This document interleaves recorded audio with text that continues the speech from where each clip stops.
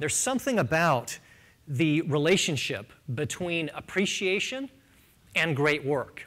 And it is a powerful, symbiotic relationship. It's reciprocal. As we thought a lot about great work over the last many, many years, we thought to ourselves, we know a lot about the appreciation side. All of the work we have done as an organization has been to help organizations to appreciate the people who did the great work. And it got us thinking, wouldn't it be interesting to know what goes into great work itself? What is it? Does it look like something different than good work? How so? And so we asked ourselves a number of questions, and this began a several-year research effort to try to really uncover what is this stuff. Great work in and of itself is what we use to describe when a difference is made, when somebody has accomplished something that's greater than good, right? We use the term good work to describe things that are more expected. Great work tends to be those things that are unexpected. They are better. They are extraordinary. And so we set out to find out first, what is it that senior executives would think of when they thought of great work? Then we dove into a huge mountain of data. And as we were thinking about diving in and analyzing great work, I was driving home one day and I was thinking, man, wouldn't it be great to get our hands on just thousands and thousands of examples of people who did great work, who made some sort of a difference in their job, in their work setting? Wouldn't it be great if we could analyze that? And it was kind of one of those moments where it's like, duh. I think we're sitting on probably the world's largest database of examples of great work. Most, by far, of the research around performance is trying to answer the question, tell me about the person who did it. What are their attributes? What are their characteristics? What elements of their personality help predict whether or not they did great work? We took a completely different angle. From the data we saw patterns of what people actually did. When we boiled it all down and we looked at all of these different executive views and individual views, the definition that we came to use and that we felt like really captured the essence of great work is it is ultimately making a difference that people love. Now, let's talk about what they actually do. What do difference makers do? When you study and analyze all of this data, what are the common patterns that show up? The first is what we have called ask the right question. Questions are powerful things, incredibly powerful flashlights that get shined into areas where you haven't really looked before. Questions provoke fresh thinking.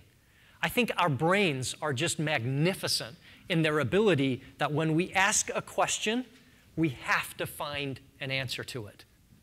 I love this interview we had with Marty. This is Martin Cooper.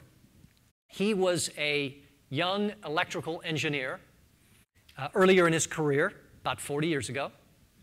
And he worked at a little company called Motorola. Back then, they were little. They don't have the big technology prowess that they are known for today. He came to work for them. He worked his way along, was given more opportunities. He worked on a pager. He worked on a few other technologies.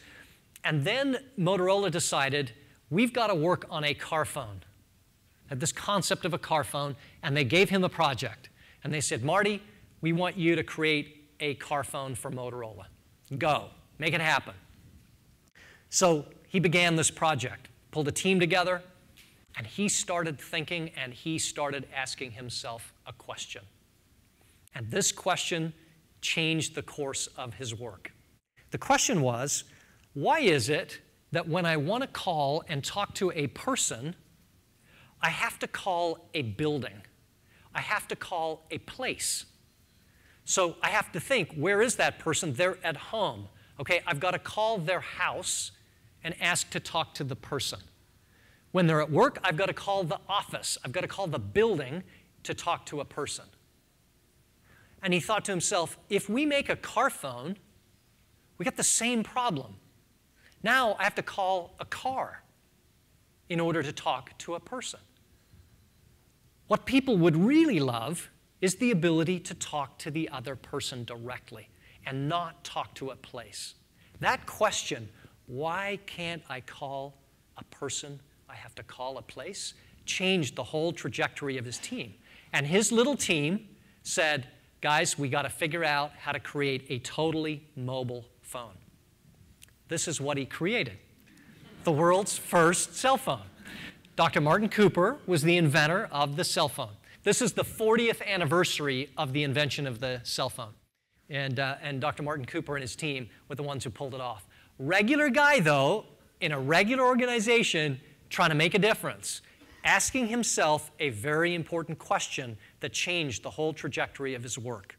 So when you think about this concept of asking the right question, when you ask somebody, what was the genesis of the idea you had that turned into great work?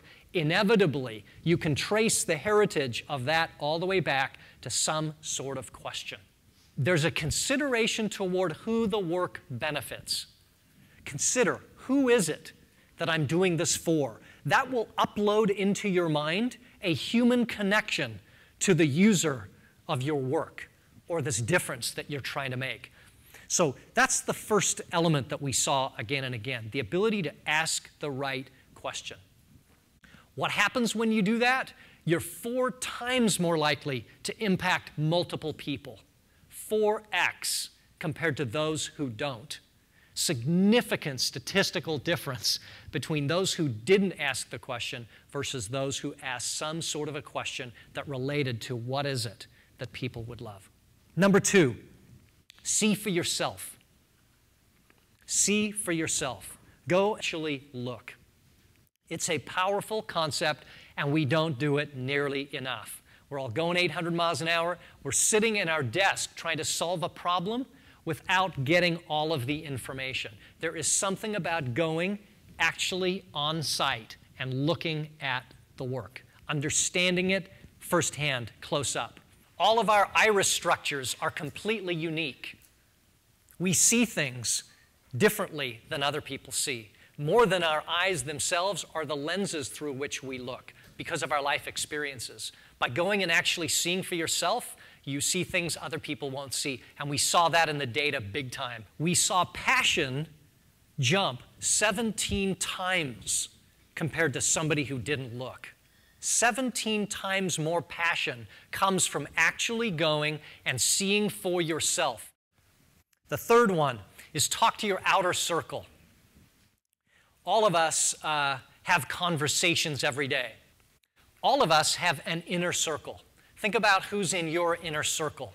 You have an inner circle generally, might be a family member, might be a very close friend. At work, we have an inner circle. But typically, those inner circle conversations tend to be the same kind of topics, the same kind of information.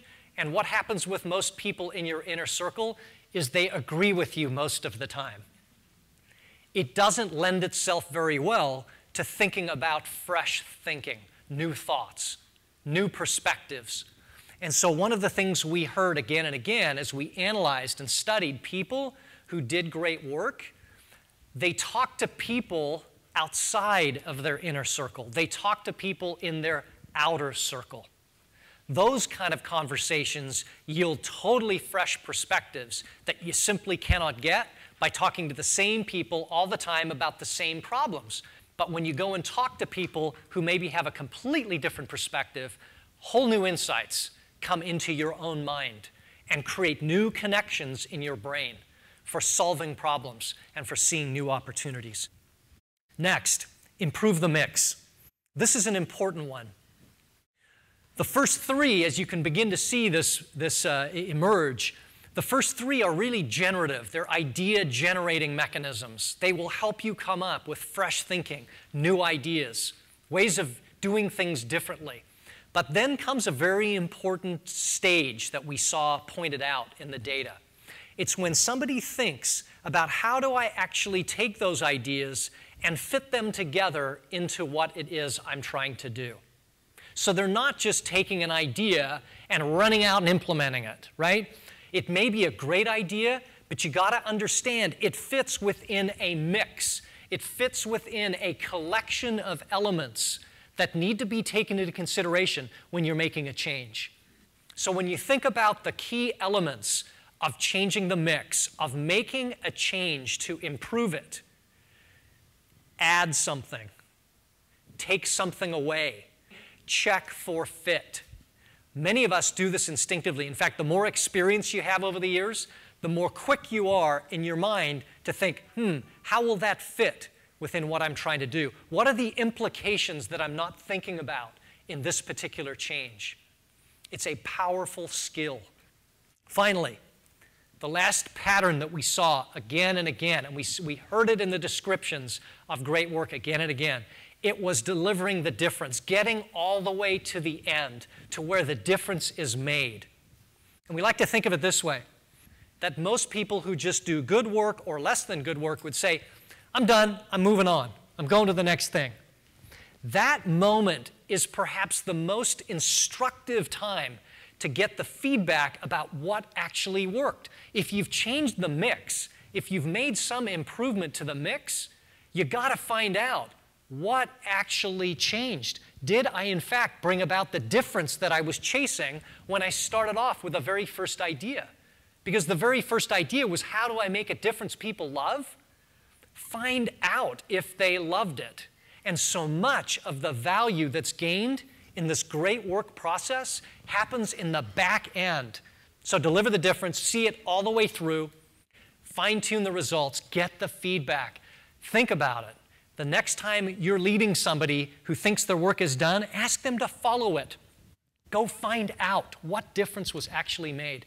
So when you step back and look at this whole thing as a model, you can see a pattern there. Start with what? Asking the question, what will people love? Then go look, go actually see for yourself what's going on. It opens your minds to new possibilities. Go talk to people you haven't talked to yet. Those will create new connections in your mind and spark new, fresh thinking. Then lay it all out. Take those ideas and think about how they fit. What can we add? Which of the best ideas can we add to this? What can we remove? And then check for that fit to make sure it's actually going to work. And then stay with it until the difference is actually made. You can see why these principles are just absolutely the bedrock fundamental principles behind innovation that everybody can do. When you put them together, there's an accumulative effect.